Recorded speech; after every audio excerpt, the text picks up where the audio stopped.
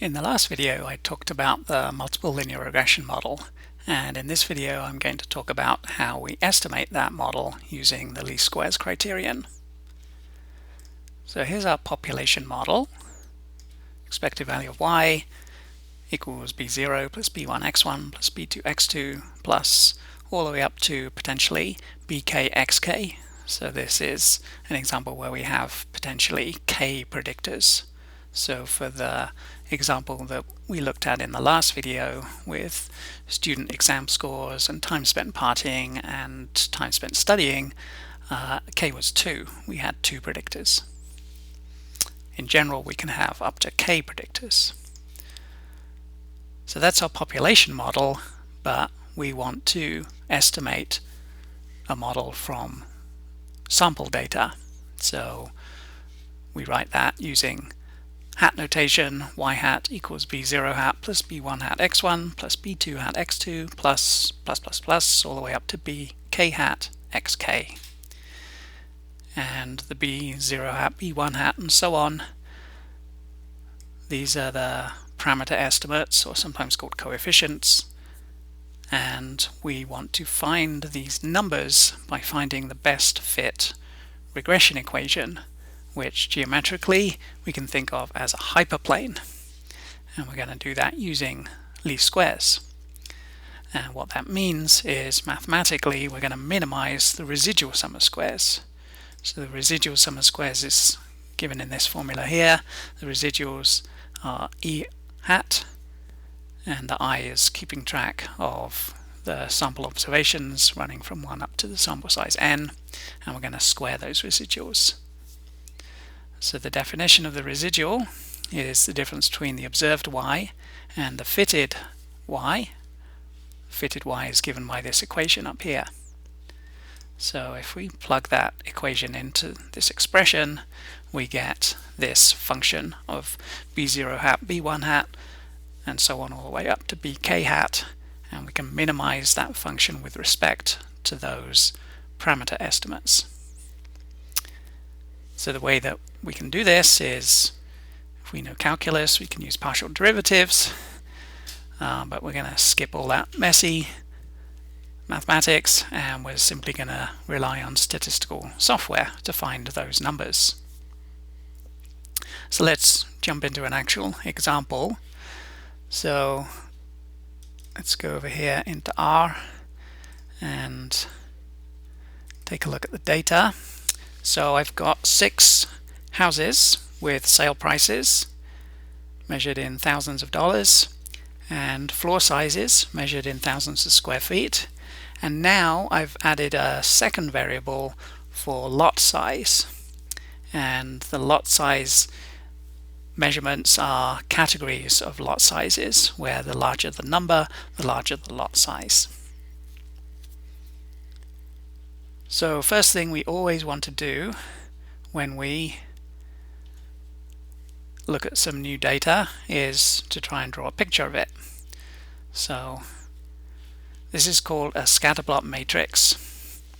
So it's kind of what it sounds like. It's a matrix of scatterplots. And there's a lot of information available in a scatterplot matrix. So here, if we look at this plot in the top middle, this is a plot with price on the vertical axis and floor on the horizontal axis. So we can see there's a positive relationship between those two variables. As floor increases, price increases. This plot in the top right corner is price on the vertical axis and lot size on the horizontal axis. It's not clear what the relationship is here, if any. It's a little bit all over the place. This plot here is floor on the vertical axis and lot size on the horizontal axis. There's a little bit of a trend there, I would say. It's not super clear, but seems to be that the houses with larger lots have smaller floor sizes. but this point over here doesn't really fit that trend very much. It's the smallest lot size, and it's kind of a medium size floor size. These plots down here are the same as the other plots, only with the axes reversed. So this one has floor on this axis, price on this axis. This one is lot size on this axis and price on this axis, and this one is lot size on this axis and floor size on this axis. So what is the point of looking at a scatterplot matrix? Well, it allows us to see all those bivariate relationships. By bivariate, I mean relationships for two variables at a time. But it can't actually tell us that much about whether a multiple linear regression model is going to be a good way of describing the relationships in the data. We don't know that until we actually fit a multiple linear regression model. But what it can do is it can help us identify whether there's any unusual patterns, any odd looking points that are sticking out from the others. Sometimes we can find mistakes in the data by looking at a scatterplot matrix, because we've got one point that sticks out like a sore thumb from all the others, and we would want to investigate such a point, and it may well be that that point was recorded incorrectly. So this is a good first step for a multiple linear regression analysis, but it's got fairly limited scope. It's really just to give a quick look at the data to make sure that we're safe to proceed. In this case, there's not a whole lot here that I would be concerned about. Okay, so we've got our data, we've taken a look at it in a scatterplot, and now we're going to propose a model. So the model we're going to use here is a multiple linear regression model that we're going to express as y is equal to expected value of y plus a random error, and the expected value of y is going to be expressed as a linear function of x1 and x2. So the random error here is going to be representing variation in sale prices that are due to factors other than floor size and lot size, things that we haven't measured or haven't included in the model. So, for example, number of bedrooms and bathrooms, how old the property is, the size of the garage, if it's located near to schools, those kinds of things. And then we're going to use least squares to estimate this part of the model, the deterministic part.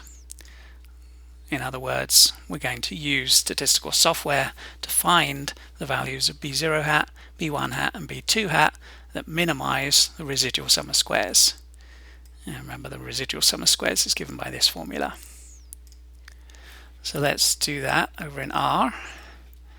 So this function here, lm, will fit that model, and then we can summarize the fit. So here's the output. We've got b0 hat here, 122.357, b1 hat here, 61.976, and b2 hat here, 7.091. Okay, so here's our estimated regression equation. And all I've done is I've just rounded these numbers to 2 decimal places. So what do all these numbers mean? So this one is the y-intercept.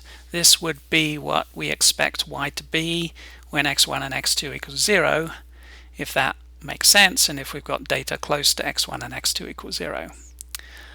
So what would that mean here? That would mean a house with a floor size of 0 and a lot size of 0. Doesn't really make much practical sense. So this number has mathematical meaning and it's necessary for the equation to work, but it doesn't have any practical meaning. About the other two numbers, what about this one, 61.98?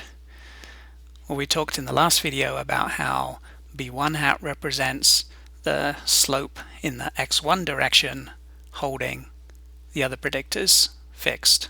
In this case we've only got one other predictor, so holding x2 fixed.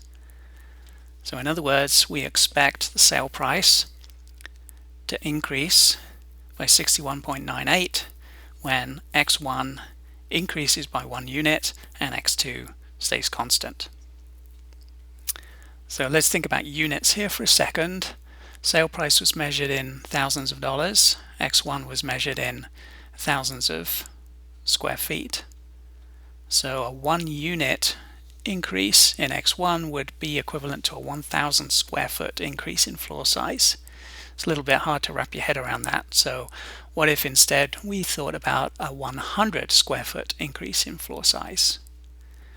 Okay, so if we were to divide 1,000 square feet by 10 to get 100 square feet increase, then we divide the 61.98 by 10 to get 6.198, and that's measured in thousands of dollars, so $6,198, or if we round that to $6,200.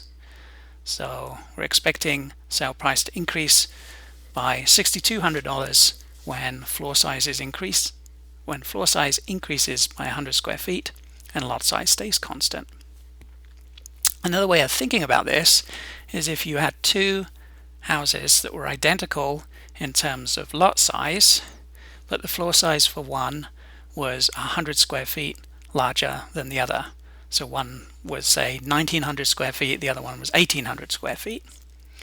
How much more expensive would we expect the larger house to be? Well, according to this model, we would expect it to be $6,200 more expensive. And finally, the 7.09, that's got a similar interpretation, only it relates to lot size. So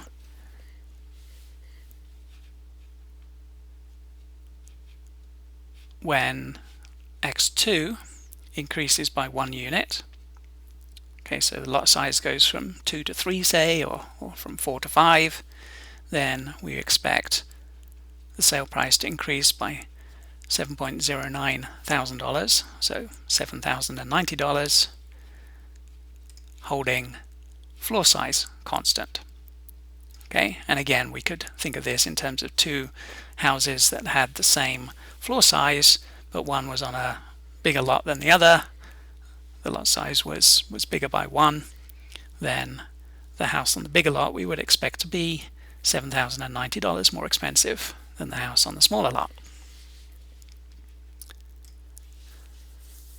So that's an illustration of how we can use the least squares criterion to estimate a multiple linear regression model and end up with an equation like this, and then what all these numbers mean. In the next video, we'll talk about how to evaluate how well such a model fits a particular data set. And it turns out there's a few different ways we can think about that question.